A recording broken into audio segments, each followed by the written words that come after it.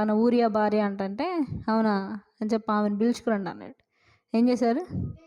ఆమెను పిలుచుకురండి అని ఆమెతో తిను చేయకూడని పాపం చేశాడు. ఎవరు?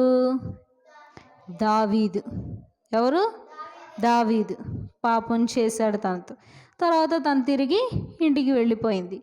తర్వాత దావీదుకి ఆమెను పెళ్లి చేసుకోవాలనిపించింది. అసలు ఆలోచన కరెక్టేనా?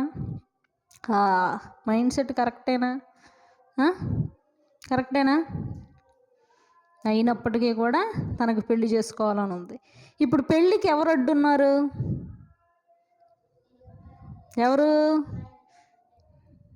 ఎవరు? ఆయన పేరేంటి? ఊరియా. అయితే తిను అడ్డుకున్నాడుగా, ఊరుకుంటాడా? పెళ్లి చేసుకుంటాడైనా ఊరుకుంటాడా? ఖచ్చితంగా తిడతాడు. అందుకని ఏం చేద్దామని చెప్పి తినని ఎట్లాగైనా యుద్ధం చేసేటప్పుడు